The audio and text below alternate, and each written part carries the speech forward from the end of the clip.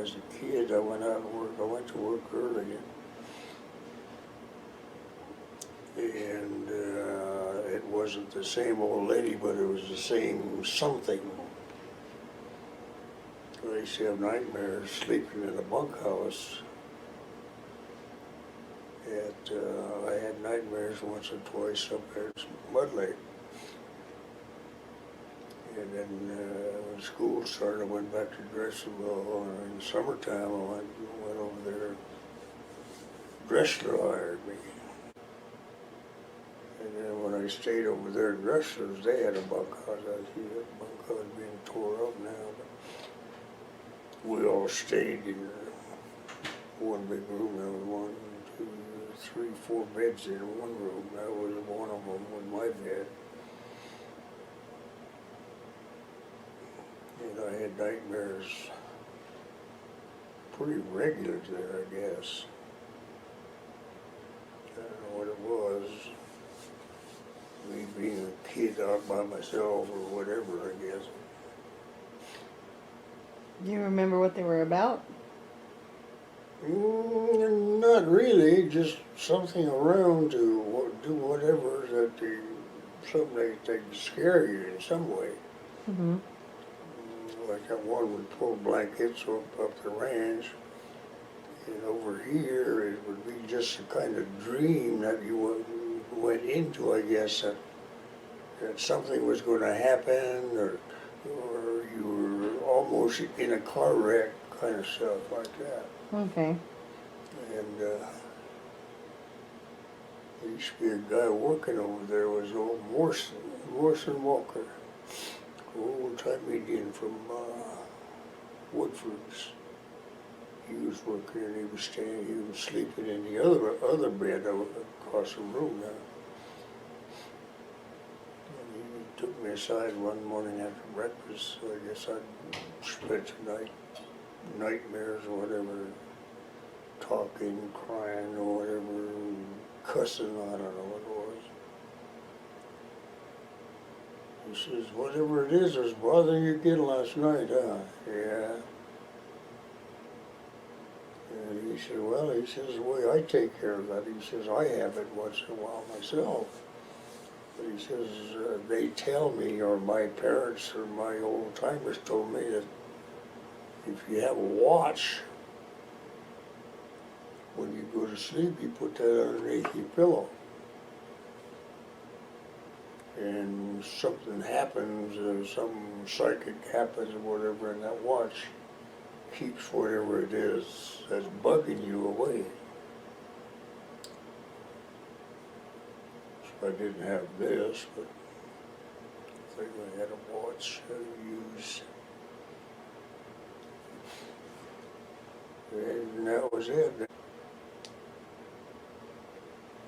And whatever it was around, I don't know if it's around permanently, bugs me or bugs whoever is convenient for them, I have no idea. I don't try to figure that much out. Yeah. If it happens, it happens. But whoever and whatever it was quit bugging me, and once in a while, in Dresslerville used to have the same thing. Somebody would come around.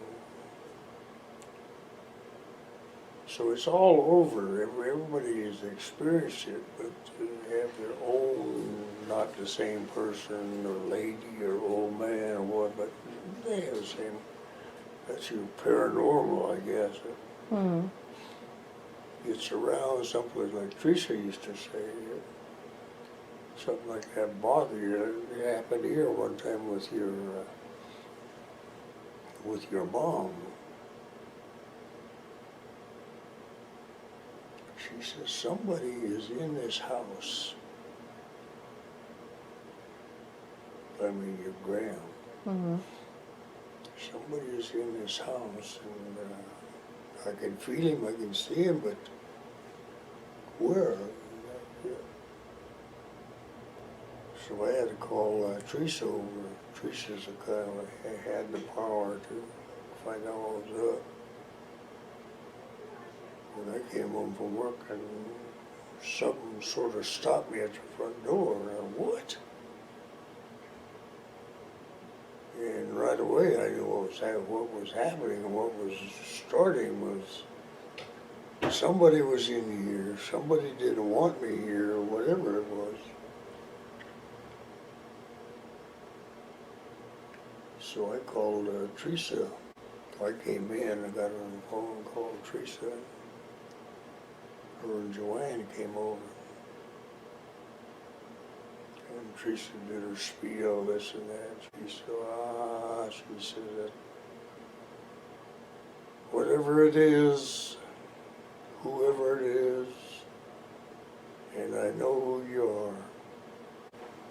And Teresa traced it down to that, Gramps, oh yeah, Maxine was out with Angie or something like that, and they were cold or somewhere watching, I don't know what it was.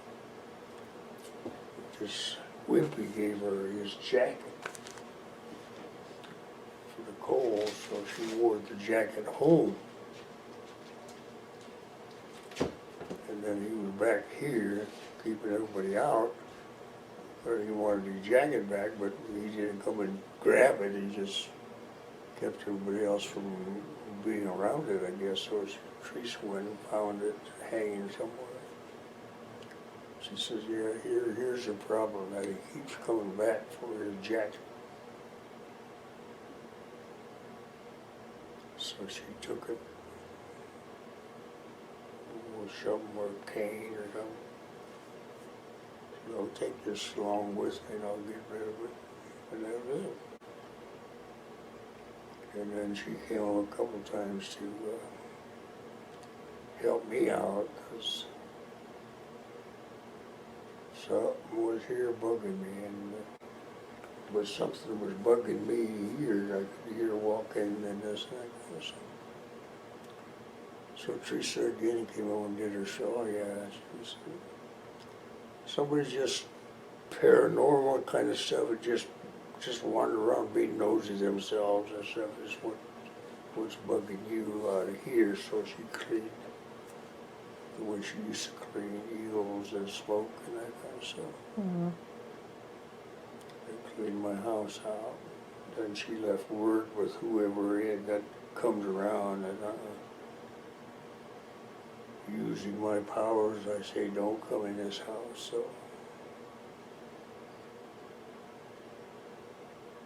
So that's that. Nothing bugs me in here. This subject is still taboo in mainstream society, but I feel like it's even more taboo in like native culture. Why would that be?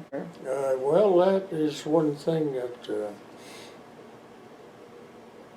the old timers, when I was a kid, used to preach, I guess you could say, was their, you want to call it their culture. Mm-hmm. Somebody dies, you bury him, all the stuff that you want to send with them, bury that with them, and after that, it's over with. No more. They're not around here no more, they don't live here no more. But that's, I guess, it was a part of our culture, I guess you could say, that when a person is dead and gone, that was it. You didn't think about it. You could, in a way, you could lean a little bit toward saying, thinking about it, remembering the good times, or whatever, fun time, that kind of stuff. Mm-hmm. But get off of it. Yeah. You know, afterwards, after a minute or two, saying hi, goodbye kind of stuff. I think it was just a part of our culture that we were taught. Nowadays, nobody teaches it. Mm-hmm. Everybody tries to talk about it, that this is what we should continue to teach, this is what we should continue to learn, but nah. I think we're just dividing up, and we all sort of used to all sort of be one, Washoes. Mm-hmm. Not no more, but I guess when it's sort of used to be taboo for the Indians, more so because your family didn't think and talk about it. You just, what happened, happened. So, I get this a lot when other Indian people hear about what I'm doing or it comes up in conversation. Don't talk about the kind of stuff. Don't be messing with that. You know better than that type of thing. That's why I asked you if you knew where that came from. Because we've all been told that over the years, but there was never a reason why. It's just all a part of being taught, your culture kind of stuff. Mm-hmm. Whatever you think is right and it makes you feel good about it, then go for it. Yeah. But if it's something that you think, and it's all up here, is something that you think is what you want, something will tell you that, no, really not for you. Mm-hmm. Whatever it may be. Could be that light goes out 2 or 3 times or something like that. You interpret that, well, yeah, while I was thinking about should I continue or not, and then the light flashed off. Yeah. Maybe it's just some way of that person or whoever it is or whatever it is trying to give you a message. Mm-hmm.